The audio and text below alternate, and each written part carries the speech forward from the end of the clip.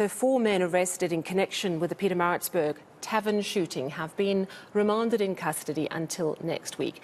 They made a brief court appearance today, facing charges of murder, attempted murder, and possession of illegal firearms and ammunition. 4 people, you'll remember, were killed during that shooting in Sweetwaters recently. 8 other people were injured. Our senior reporter, Dessen Thathia, has been following the story today.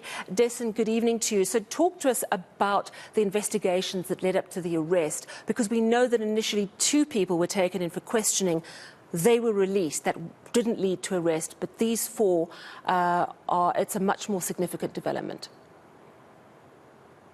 No, it is, Salva, and you know it's been a high-profile case from the start, and especially because of the weekend that it happened on, and we saw other shootings in other parts of the country, particularly in taverns. So there's been a lot of attention that's been focused on the case from the very beginning. So over the past just over a week, I would say, investigators have really been hard at work, and they've been trying to trace these suspects.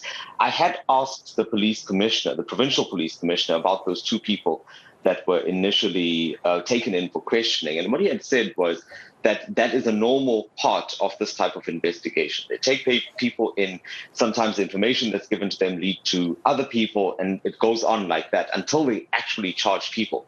And that's what happened here. They've charged these 4 men with murder and attempted murder.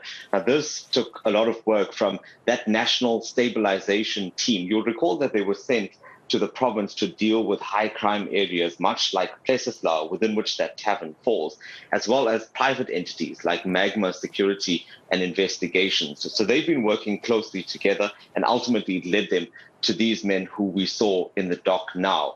Police have, throughout the investigation, though, been mum on their progress, and instead just led us to this point. And it was only today that we got an official statement saying that these men had been arrested and charged, and they would be in the dock.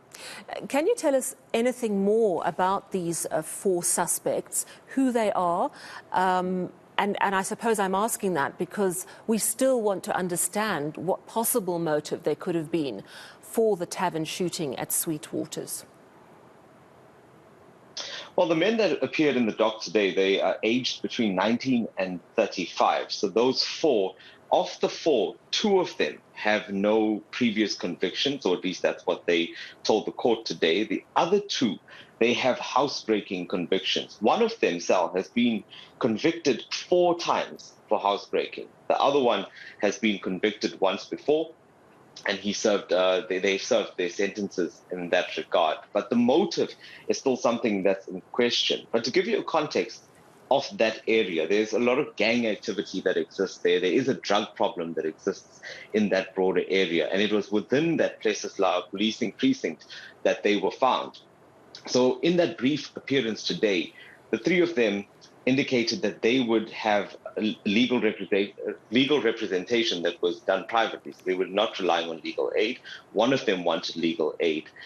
And of the 3, one of them refused to apply for bail, said that he'd rather proceed with the trial, while the other 3 indicated that they would. So there's still a lot more to learn about the 4 that were in the dock today, and whether they themselves were the masterminds, whether they were someone else. But I can tell you that the investigation will still continue, despite these men now being charged with those serious charges that they face. Talk to me about the victims. We know that 4 people died, but at the time we also heard that 8 people had been admitted to hospital with serious injuries. How are those 8 people doing? Well, very little has been said about those 8 from the start, in fact. And one of the challenges that we had was that it's not always the locals that are at these taverns. So you find people that come from outside the area that stop by there, or may have just been in the area for the weekend or so.